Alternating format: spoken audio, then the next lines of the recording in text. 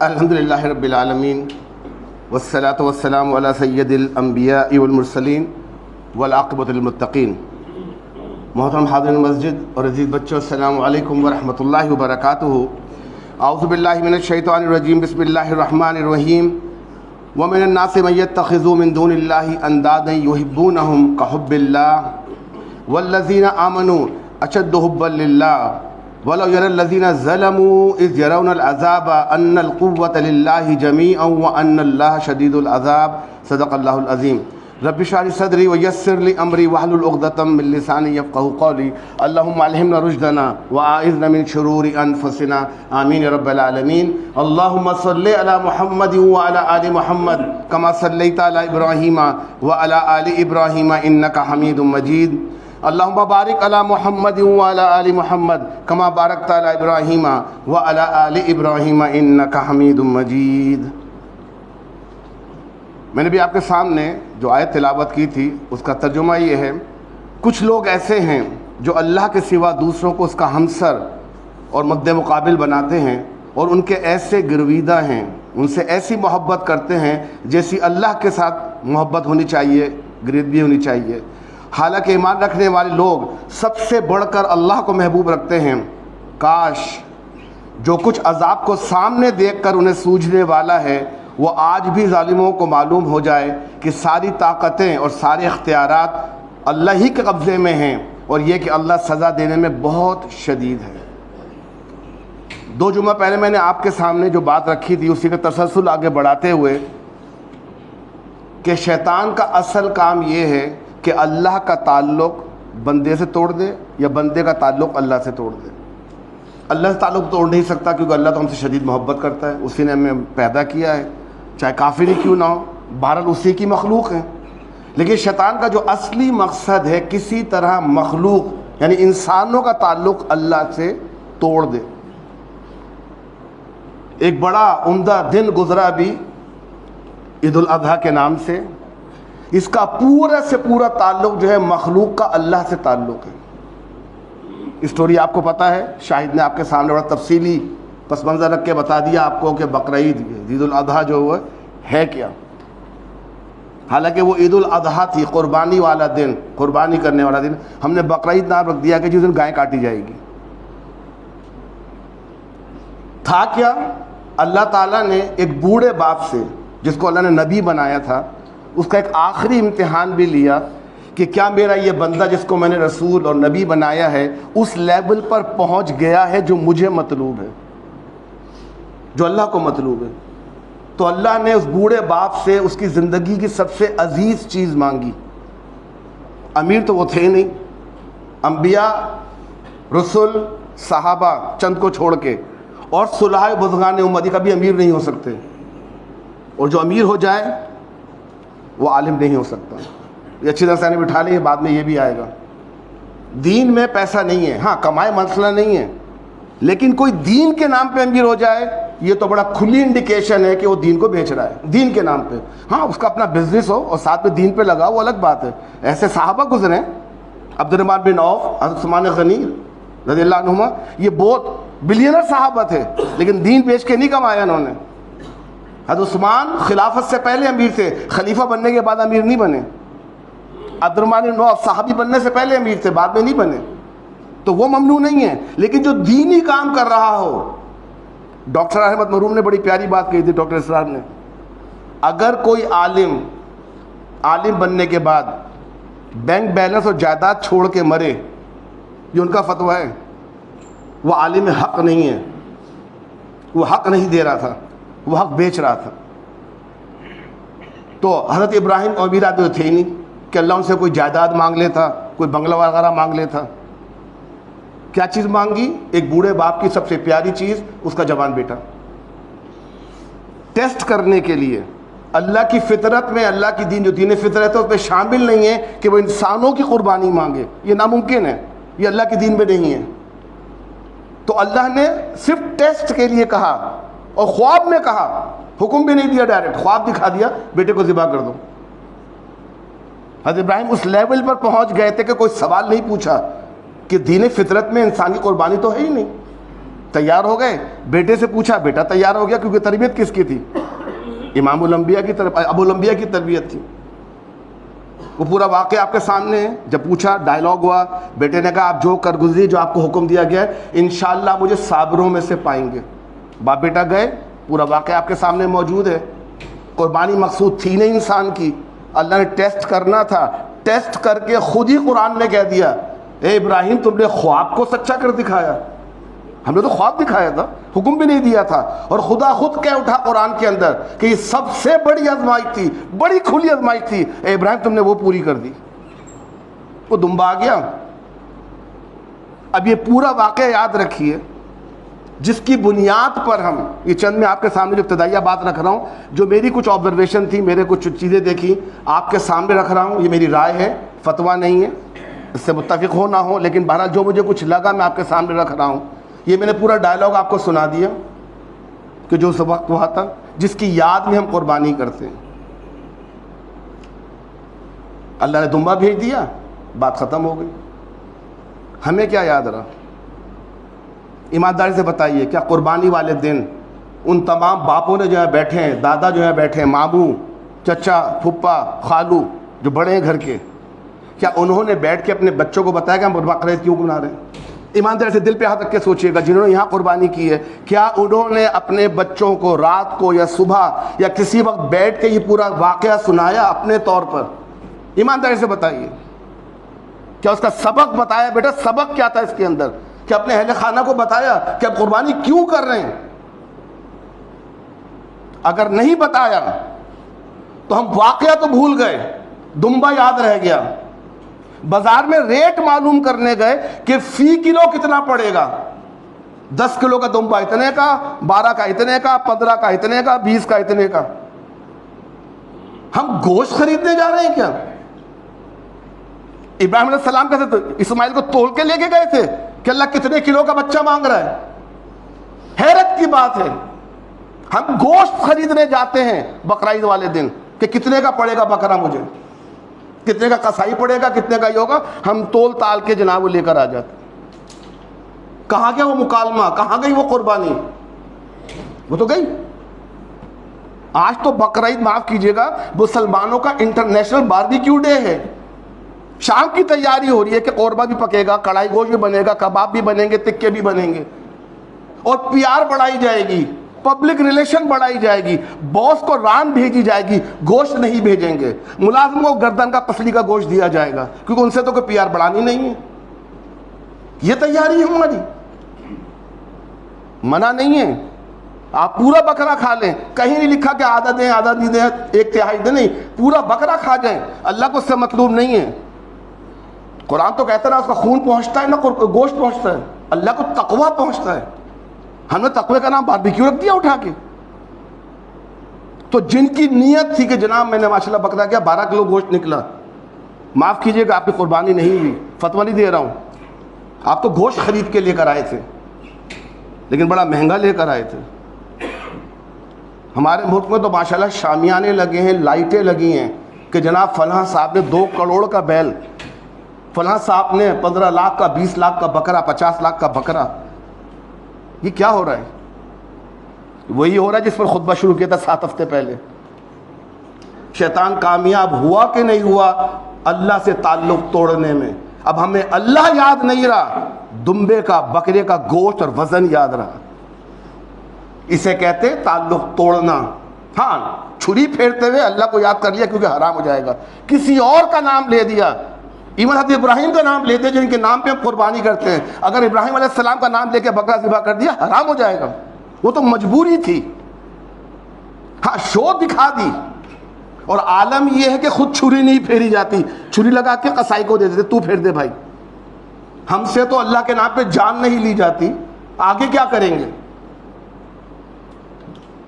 اور وہ لوگ جو یہاں رہتے ہوئے, جن کی فیملی بھی یہاں ہے, برا نہیں مانیے گا, اپنے ملکوں میں قربانی کرتے ہیں, کیا کر رہے ہیں؟ گوشت بھیج رہے ہیں. وہ میرا بھائی, میری ماں, میرا باپ وہ بکرا افورڈ نہیں کر سکتا, تو میں نے کہا وہاں قربانی کر لوں.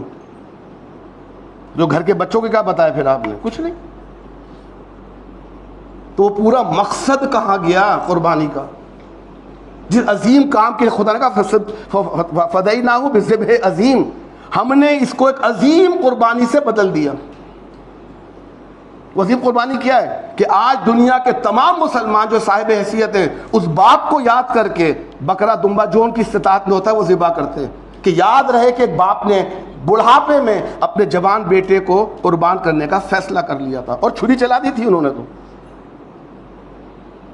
تو میری گزارش ہے اگلے سال استطاعت کے مطابق بکرا خریدے، شو نہ دکھائیں، لیکن کلو کا حساب مت رکھیں براہ مہربانی۔ وہ تو بازار سے بھی جا کے لے سکتے ہیں، آپ اچھے داموں لے سکتے ہیں، اپنی پسند کا لے سکتے ہیں۔ قربانی کرتے ہوئے صرف اللہ یاد رہے، اس کے لیے قربانی یاد رہے، اور ہو سکے تو خود چھری پھیریں اور بچوں کو بتائیں، دکھائیں انہیں، اللہ یہ کہ مجبور نہ کریں انہیں، دکھائیں بیٹا خون لینا اللہ کو سخت ناپسند ہے، لیکن آج کے دن اللہ کو بہت محبوب ہے، کہ اس کی یاد میں، اس کے نبی کی یاد میں ہم ذبح کرتے ہیں کہ اس نے بیٹے کو ذبح کرنے پر راضی ہو گیا تھا، اور مانگا کیا تھا؟ اس کی عزیز ترین چیز۔ تو اگلی بار قربانی کرنے جائے تو بہترین جانور خریدے جو آپ کو بھی بھائے، اللہ کو بھی پسند آئے۔ اور جواب وہ دیجئے کہ جب کوئی پوچھے، میں واقعہ ہر سال بیان کرتا ہوں آپ کو، ایک بہت نوجوان لڑکے نے جس کی نہ داڑھی تھی نہ مونچھ تھی، پینٹ شرٹ پہنا ہوا تھا، ہمارے لحاظ سے تو وہ غیر مسلم تھا۔ ہم تو کسی کو اگر میں یہاں کھڑا ہو جاؤں داڑھی کاٹ کے بغیر ٹوپی کے سوٹ پہ خطبہ دوں تو لوگ سننے ہی نہیں آئیں گے، یہ مولوی پاگل ہو گیا ہے، یہ تو ماڈرن ہو گیا ہے۔ ہم نے تو پتہ نہیں کیوں شلوار قمیض کو اسلام کا حصہ سمجھ لیا ہے۔ آپ نے تو کبھی نہیں پہنا صلی اللہ علیہ وسلم نے، آپ تو ڈش داشا پہنتے تھے۔ تو اگر اس بچے نے جواب دیا تھا، اس جواب کو یاد رکھیے گا۔ وہ ہمارے ٹی وی اینکر میں ہے نا، گھس جاتے رہے کہ منہ کے اندر مائک لے کے، کتنے کا خریدا بھائی، کس کو کیوں تمہیں فکر ہے؟ تو بچے نے بڑا پیارا جواب دیا تھا، جس کے لیے خریدا ہے اس کو معلوم۔ یہ جواب دیا آپ میں سے کسی نے آج تک کہ جس کے لیے لیا تھا اس کو پرائس معلوم ہے؟ یا واٹس ایپ پہ سیلفی ڈال دی تھی کہ جناب یہ میرا دمبا۔ بچے کو دیکھے ذرا، ہمارے ملک میں تو سیر بھی کرائی جاتی ہے کہ ذرا محلے والوں کو دکھا کر تو آؤ کہ خان صاحب نے کون سا بکرا کون سا جانور لیا ہے۔ تو شیطان کامیاب ہوا کہ نہیں ہوا بقرعید والے دن؟ اپنے دل پہ ہاتھ رکھ کے سوچ لیجیے، کیسا اللہ اور کہاں کا اللہ، کہاں کے ابراہیم کہاں کے اسماعیل۔ ہمیں تو یہ فکر ہے کہ جلدی سے کٹے، بیگم کو لگاؤ کام پہ، کلیجی بنا کے لیا ہے پہلے، کلیجی نہیں کھائی تو بقرعید ہی نہیں ہوئی۔ کھائیے، منع نہیں ہے، اسلام میں کچھ منع نہیں ہے، پورا بکرا بھون کے کھا جائیے، منع نہیں ہے، لیکن دیکھیں ذوق کدھر ہے، توجہ کدھر ہے، نیت کدھر ہے، اس کی تو فکر کر لیں اس دن۔ نماز میں بالکل آخر میں کبھی تماشا دیکھنا ہو، پاکستان اسکول کی مسجد چلے آئے کریں، برا نہیں مانے گا، پاکستانی بیٹھے ہیں یہاں، شاید کوئی بورڈ ممبر ہی بیٹھا ہو، جا کے تماشا دیکھیے گا عید کا، بھاگم بھاگ آتے ہیں دوسری صف میں شامل ہونے کے لیے، نماز کے لیے نہیں اٹھا گیا صبح، لیکن بکرے کی تیاری 2 ہفتے سے چل رہی تھی۔ تو ہم اپنی نیتوں پہ غور کر لیں کہ بقرعید میں ہم نے کیا تھا، تقوی حاصل کیا تھا کہ گوشت حاصل کیا تھا؟ یہ ہمارے بس کی بات ہے، ہم دیکھ لیں، ہر کوئی اپنے نفس کا محاسبہ کر لے کہ ہم نے کیا کیا تھا۔ تو یہ ضمناً بات بیچ میں آ گئی تھی کہ شیطان کا اصل مقصد ہے کسی طرح بندے کا تعلق اللہ سے توڑ دے، اور یہ ہر دور میں کامیاب رہا ہے، نبیوں کے ہوتے ہوئے کامیاب رہا ہے۔ اب تو نبی بھی نہیں ہے، اب تو اور کھل کر کھیلے گا وہ۔ دیکھیں یاد رکھیں، جو میں نے پورا موضوع شروع کیا تھا وہ یہ تھا کہ شرک کی جو سب سے بڑی آج شکل موجود ہے وہ بت پرستی نہیں ہے۔ مسلمانوں میں کوئی بت بنا کے اس کی پرستش نہیں کرتا، نہ اللہ کی، نہ رسول کی، نہ کسی اور کی۔ ان جس کو پیر مانتا ہے اس کا بھی بت بنا کے اس کی پوجا نہیں کرتا۔ اللہ کا شکر ہے اس شرک سے محفوظ ہے۔ اس نے ایک اور کھیل کھیلا ہے کہ اللہ سے تعلق توڑنا ہے تو کسی بندے کو برگزیدہ کر دو، کوئی بندہ اتنا اونچا کر دو کہ لوگ پہلے اس کے پاس جائیں۔ وہ کام اس نے کرا، اور اس میں آج وہ شدید طور پہ کامیاب ہے، شدید طور پہ۔ آپ یوٹیوب، فیس بک، جو بھی آپ کے پاس سوشل میڈیا اٹھا کے دیکھ لیں، ایک ہی جنگ چل رہی ہے، کون افضل ہے؟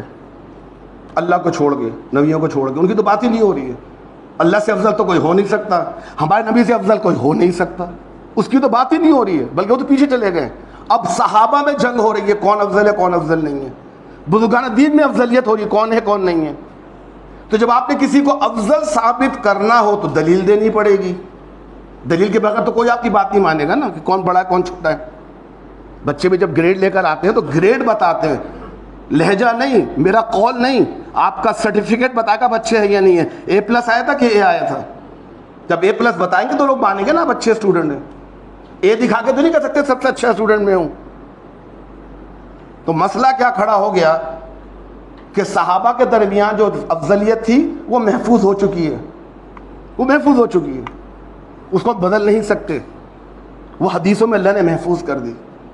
تو ہم نے خود ساختہ چیزیں شروع کر دی ہیں. تو شخصیت پرستی کی جو ابتدا ہوتی ہے، جس کی بات میں نے شروع کی تھی کہ کسی فرد یا مقام کو اس لیول تک لے آنا کہ اس کی ہر بات مانی جائے، چاہے صحیح ہو یا غلط ہو، وہ عقل سے بالا تر ہو جائے کہ ہم اس پہ کوشچن نہیں کر سکتے، دین میں سب سے اعلیٰ ہو جائے، ہم اس کے بارے میں بحث نہیں کر سکتے، اور جو وہ کہے یا جو اس کی طرف منسوب کیا جائے کہ اس نے کہا ہے، اس کو پتھر کی لکیر سمجھ لیں. یہ شخصیت پرستی ایک دم نہیں آتی ہے، یہ درجہ بدرجہ آتی ہے. اور شیطان بہت صابر اور بہت بڑا پلانر ہے. سکون سے کام کرتا ہے، جذباتی نہیں ہوتا. وہ ماحول بناتا ہے، لوگ لے کر آتا ہے، اپنی ڈیمانڈ پیدا کرتا ہے، پھر سپلائی دیتا ہے. میں نے لاسٹ ٹائم بھی آپ سے یہ کہا تھا، جو بزنس مین موجود ہیں، جو عقل مند بزنس مین ہیں، وہ پہلے ڈیمانڈ پیدا کرتے ہیں، پہلے کووڈ پیدا کرتے ہیں، پھر سینیٹائزر کی سپلائی ہوتی ہے، پھر انجیکشن کی سپلائی ہوتی ہے، پھر ماسک کی سپلائی ہوتی ہے، پھر تھرمامیٹر کی سپلائی. کہاں گئے وہ سارے کے سارے؟ اب ڈیمانڈ پیدا کی، سپلائی دی، بلینر ہو گئے. ہم انجیکشن لگا کے بیٹھ کے اسٹنٹ لگا کے بیٹھ گئے. ہم لوگ بیٹھے ہوں گے کتنے عام میں فائدر کے انجیکشن لگوائے ہوں گے اور 2 مہینے بعد اسٹنٹ بھی ڈلوا لیا ہوگا. وہ امیر ہو گئے نا، انہوں نے ڈیمانڈ پہلے پیدا کی تھی. تو شیطان ڈیمانڈ پیدا کرتا ہے، پھر سپلائی. مثالیں قرآن میں موجود ہیں، ہمیں دور جانے کی ضرورت نہیں ہے. قوم موسیٰ جب ایک مقام سے گزری تو دیکھا، نکالا کس نے؟ 2 نبیوں نے نکالا اس قوم کو فرعون سے. لیکن ذہن میں تو وہی چپکا ہوا تھا نا کہ ہم غلام ہیں. یہ میرا جملہ نہ پکڑ لیا جائے، ہمارے جملہ بولنا بھی حرام ہے کہ ہم کوئی غلام ہیں. سمجھنے والے سمجھ گئے ہوں گے. وہ نکلے تو دیکھا کہ ایک جگہ کچھ پرستش ہو رہی ہے، کوئی بت کی بڑے اعلیٰ قسم کی، کوئی اچھے انداز سے ہو رہی ہوگی، جیسے ہمارے ہندوستان پاکستان میں ہوتا ہے. جو ہمارے بت پرستی کی شکلیں موجود ہیں، بڑی دل ربا، بڑی دل فریب ہیں. میوزک ہو رہا ہے، ڈانس ہو رہا ہے، کھانے، یہ فلاں ڈھمکا، بڑا اچھا ماحول بنتا ہے. وہ کہا پھیکی سے نماز، ملا نے کھڑو کے 4 رکعت پڑھا، اللہ خیر صلی اللہ، نہ دھوم دھڑکا نہ کچھ ہوا. فائدہ کیا ویسی چیز کو؟ ہمیں تو دھوم دھڑکا چاہیے. تو شاید وہ دھوم دھڑکا ہو رہا تھا. تو وہ قوم نبیوں سے کہہ رہی ہے ہمارے لیے بھی ایسا خدا بنا دو نا، اس کی پرستش کریں. یہ حال ہوتا ہے پھر. تو شیطان نے پہلے ڈیمانڈ پیدا کی، وہ ماحول دکھایا سپلائی کے لیے. سپلائی آ گئی کہ ہم ایسا کچھ بت، وہ کس سے پوچھ رہے ہیں؟ نبی سے کہہ رہے ہیں ہم ایسا بت بنا دو. جب قوم کی مت ماری جاتی ہے نا، وہ نبی سے بھی ایسے الٹے سیدھے سوالات کرتے ہیں. پھر اب تو نبی بھی نہیں ہے. تو اس کی سٹیجز کیا ہیں؟ سب سے پہلی سٹیج شخصیت پرستی کی، پرسنل ورشپ، جو کہ اسلام میں حرام کے درجے پر ہے.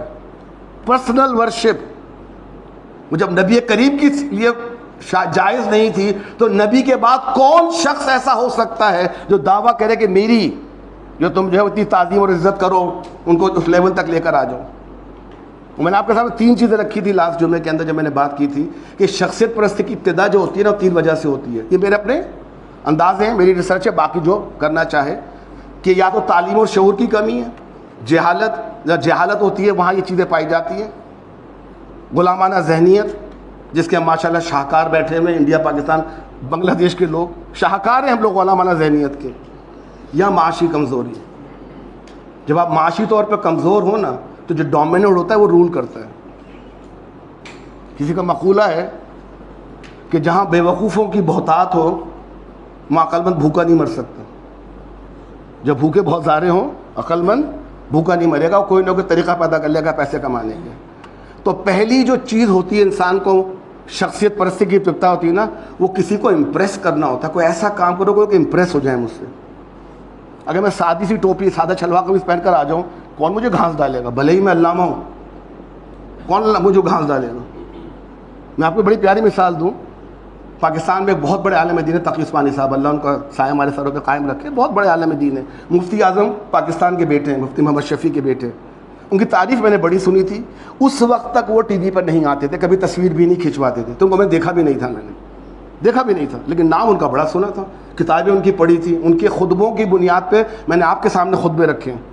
وہ 15 جلدوں پہ ان کے خطبات ہیں، 15 جلدوں کے اوپر، اور ہر جلد کے اندر کوئی 10 خطبے موجود ہیں، 150 خطبے. وہاں سے مجھے ہنٹ ملتی تھی، معلومات ملتی تھی، ریسرچ ملتی تھی. میں نے شروعی خطبے انہی کتابوں سے لکھے. جب پہلی بار پاکستان جب میں گیا تو پتہ چلا کہ وہ مسجد پاکستان میں وہاں وہ درس دیتے ہیں عصر کے بعد. تو شوق ہوا کہ جن کی کتابیں پڑھی ہیں، جن کو سنا ہے، ان کی جا کے مل بھی لیں ان سے.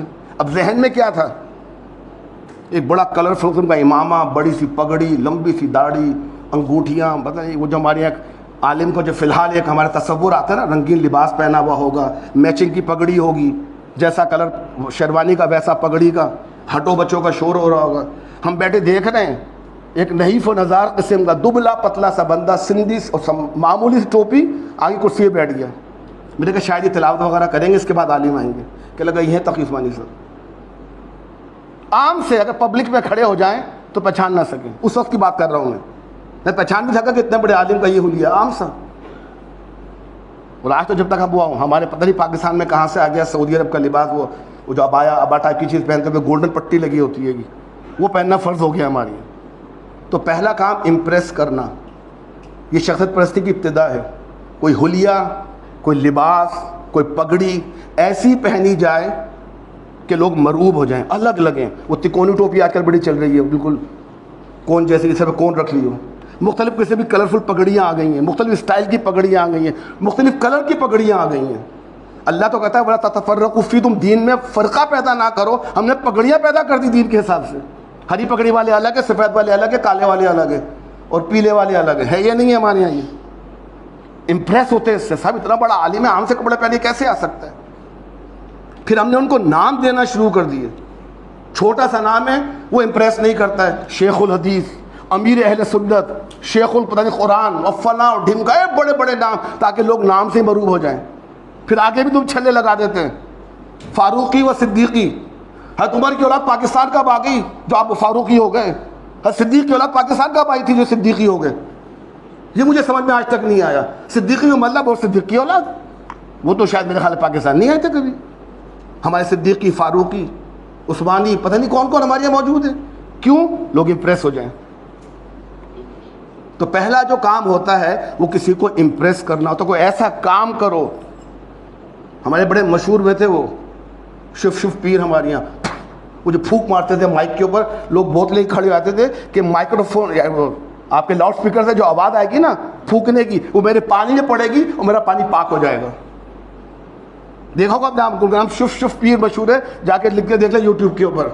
آج کا ذرا غائب ہے، پتہ نہیں کیوں، ان کا شاید تعلق ٹوٹ گیا ہے. کیا مشہور ہوئے تھے صاحب. ان کا حلیہ دیکھیں تو قرآن کیا کہہ رہا ہے ایسے لوگوں کے لیے. قرآن خود کہہ رہا ہے، اللہ کو اور اللہ کے رسول کو معلوم تھا ایسی چیزیں ہوں گی، قرآن میں توڑ بیان کر دیا. سورہ منافقون میں اللہ کہتا ہے، 4 آیت ہے، اور جب آپ انہیں دیکھیں گے وَإِذْ رَأَيْتَهُمْ تُعْجِبُكَ أَجْسَامُهُمْ، جب انہیں آپ دیکھیں گے تو آپ کو ان کے جسم بہت اچھے لگیں گے. تُعْجِبُكَ، اب تعجب میں پڑ جائیں گے، واو کیا حلیہ ان کا. وَإِن تَسْمَعْ لِقَوْلِهِمْ، اور جب وہ بولیں گے تو آپ ایسے سنیں گے کہ رسول بول رہا ہے. بہت اچھی لگے گی ان کی آپ کو ان کی باتیں. بھلا بیان کیا کر رہا ہوں، كَأَنَّهُمْ خُشُبٌ مُّسَنَّدَةٌ، یہ تو لکڑی کے وہ ٹکڑے ہیں جو ٹیک لگا کے رکھ دیے گئے. خوبصورت تو ہیں، کسی کام کے نہیں ہیں.